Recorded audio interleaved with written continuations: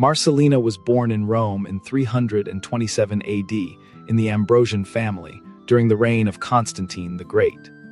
In an era marked by great cultural transformations, her family showed openness to the Christian faith.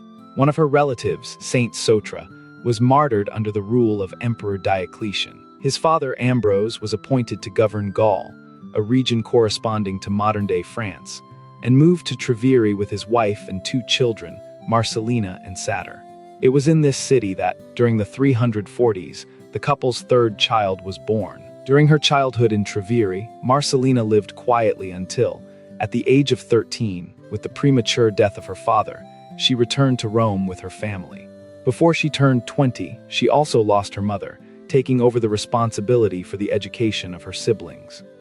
In Rome, Satur and Ambrose devoted themselves to legal studies, being instructed by renowned masters and achieving success in their training. Young, beautiful, rich, and of noble origin, Marcelina attracted many suitors, but she decided to consecrate herself totally to God, remaining a virgin.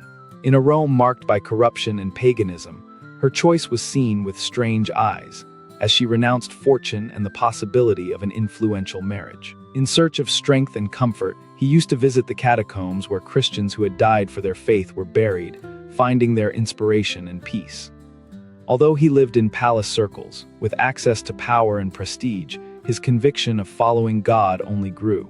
To realize this vocation, he retired to a quiet village in Cernusco, on the outskirts of Milan, where he began to live in contact with nature. On Christmas Eve 353, at the age of 25, she received from Pope Liberius the veil of total consecration. Her choice caused a strong impact among the inhabitants of the palaces, and not even her friends fully understood the depth of her decision. She then intensified her prayers and study of the Holy Scriptures, opening her home to other young women who also wished to consecrate themselves to God and dedicate themselves for the poor and sick. In 372, Ambrose was appointed governor of Milan, and Satur was appointing a prefecture.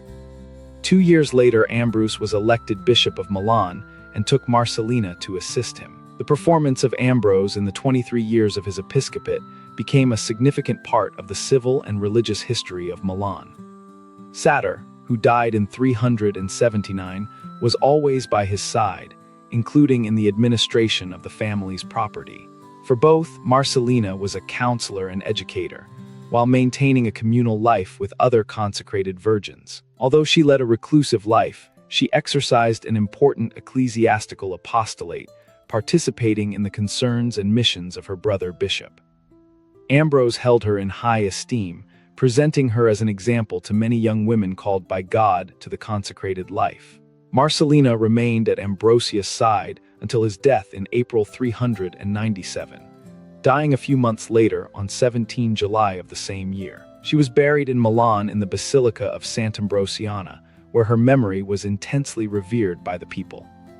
In the same place of her death, the Congregation of the Marceline Sisters was founded in 1838 on the initiative of Monsignor Louis Bairaghi. If you are enjoying this story of Santa Marcelina's life, please like and share it so that this video reaches more hearts. Inspired by his example, the congregation was born with the mission of guiding, educating, and forming young people, and all those entrusted to it, guiding them on the path of love and listening to the word of Jesus. Saint Marceline, who for the love of Jesus lived to sow love on all the paths you have walked, I implore you in the name of God and of our Lord Jesus Christ, that my faith be strengthened, and that I, transformed by it, may also sow love among all who live around me and among those who only quickly pass my way. Today, as we revisit her legacy, we see how her choices continue to inspire lives of dedication and service.